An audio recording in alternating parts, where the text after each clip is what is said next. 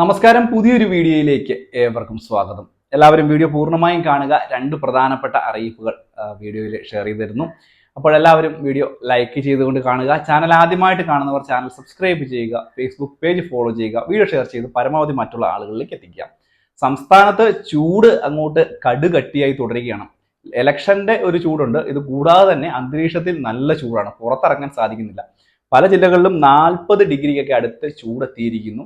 പക്ഷേ ഇതിനൊക്കെ ഒരു ആശ്വാസമായിട്ട് സംസ്ഥാനത്ത് ഈ കത്തുന്ന വേനൽ ചൂടിൽ ചില ജില്ലകളിൽ മഴ ലഭിച്ചേക്കുമെന്ന കേന്ദ്ര കാലാവസ്ഥാ വകുപ്പിന്റെ റിപ്പോർട്ട് എത്തിയിരിക്കുകയാണ്.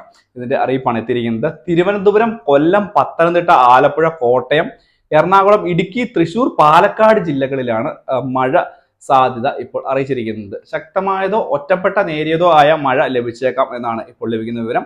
വെള്ളിയാഴ്ച തിരുവനന്തപുരം, കൊല്ലം ജില്ലകളിലും ശനിയാഴ്ച തിരുവനന്തപുരം, കൊല്ലം ജില്ലകളിലും കൂടാതെ പത്തനംതിട്ട, ആലപ്പുഴ, കോട്ടയം, എറണാകുളം, ഇടുക്കി ജില്ലകളിലും മഴ പെയ്തേക്കാം എന്നുള്ള അറിയിപ്പാണ് ശനിയാഴ്ച ദിവസങ്ങളിൽ. ഇതുമായി ബന്ധപ്പെട്ട് ഇന്ന് വ്യാഴാഴ്ച ഉച്ചയ്ക്ക് കേന്ദ്ര കാലാവസ്ഥാ വകുപ്പ് പുറത്തിറക്കിയ വാർത്താക്കുറിപ്പിൽ അറിയിപ്പുകൾ നൽകിയിരിക്കുകയാണ്. എന്ത് തന്നെയായാലും ചെറിയ രീതിയിലെങ്കിലും ഒരു മഴ വരികയാണ് എന്നുണ്ടെങ്കിൽ വളരെ വലിയ ഒരു ആശ്വാസമാകും. കാരണം സാധാരണ ജനങ്ങൾക്ക് പുറത്തിറങ്ങാൻ പോലും സാധിക്കാത്ത ഒരു സാഹചര്യമുണ്ട് ഈ ഒരു ചൂട് കാരണം എന്നുള്ളതാണ് ഏറ്റവും പ്രധാനപ്പെട്ട കാര്യം.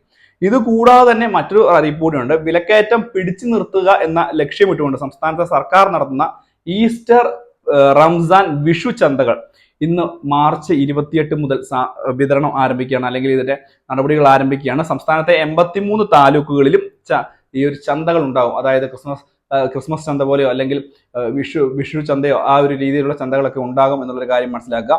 ഏപ്രിൽ 13 വരെ ആയിരിക്കും ഈ ഒരു ചന്തകൾ ഉണ്ടാവുക. താലൂക്കിൽ ഒരു സപ്ലൈകോ സൂപ്പർ മാർക്കറ്റിലാണ് ചന്ത എന്നുള്ള കാര്യം പ്രത്യേകം മനസ്സിലാക്കുക. എന്തുതന്നെയായാലും ഈ ഒരു കാര്യം പ്രത്യേകം ശ്രദ്ധിക്കേണ്ടതാണ്. പല സാധനങ്ങൾക്കും വലിയ രീതിയിലുള്ള വിലക്കുറവിൽ നമുക്ക് സാധനങ്ങൾ ലഭിക്കും എന്നുള്ളൊരു കാര്യം കൂടി പൊതുജനങ്ങളെല്ലാവരും ഒന്ന് മനസ്സിലാക്കി വെക്കുക.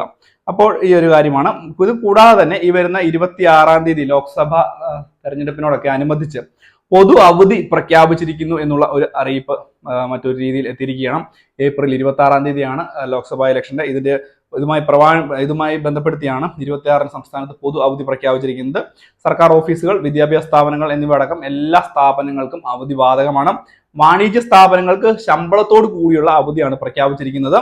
കൊമേഴ്ഷ്യൽ എസ്റ്റാബ്ലിഷ്മെന്റ് ആക്ടിന് പരിധിയിൽ വരുന്ന സ്വകാര്യ സ്ഥാപനങ്ങൾ, സ്വകാര്യ വ്യവസായ കേന്ദ്രങ്ങൾ തുടങ്ങിയിടങ്ങളിൽ അവധി പ്രഖ്യാപിക്കണമെന്നതിന് ലേബർ കമ്മീഷൻ ആവശ്യമായ ക്രമീകരണങ്ങൾ ഏർപ്പെടുത്തുകയും ചെയ്യും. അവധി ദിവസം ശമ്പളം നിഷേധിക്കുകയോ കുറവ് ചെയ്യുകയോ ചെയ്യരുതെന്നും ഇപ്പോൾ ഈ ഒരു ഉത്തരവിൽ പറഞ്ഞിരിക്കുകയാണ്. അതായത് ഈ വരുന്ന 26-ാം തീയതി പൊതു അവധിയാണ്. വിദ്യാഭ്യാസ സ്ഥാപനങ്ങൾ ഉൾപ്പെടെ, പ്രവർത്തിക്കുന്ന വിദ്യാഭ്യാസ സ്ഥാപനങ്ങൾ ഉൾപ്പെടെ എല്ലാത്തിനും പൊതു അവധി പ്രഖ്യാപിച്ചിരിക്കുന്നു ലോക്സഭാ ഇലക്ഷനോടൊക്കെ അനുബന്ധിച്ച്. വളരെ പ്രധാനപ്പെട്ട 3 അറിയിപ്പുകൾ ഇന്നത്തെ വീഡിയോയിൽ ഉൾപ്പെടുത്തിയിട്ടുണ്ട്. എന്തെങ്കിലും സംശയം ഉണ്ടെങ്കിൽ ചോദിക്കുക. കൂടാതെ ക്ഷേമ പെൻഷന്റെ വിതരണവുമായി ബന്ധപ്പെട്ട അറിയിപ്പ് ഒരു കാര്യം കൂടിയുണ്ട്. അടുത്ത മാസം ആദ്യ വാരത്തോടു കൂടി തന്നെ ഈ ഒരു ക്ഷേമ പെൻഷൻ തുകയുടെ വിതരണം ഉണ്ടാകും എന്നുള്ളൊരു കാര്യം കൂടി ഒന്ന് മനസ്സിലാക്കുക. മറ്റൊരു വീഡിയോയുമായി നമുക്ക് വീണ്ടും കാണാം. Bye friends.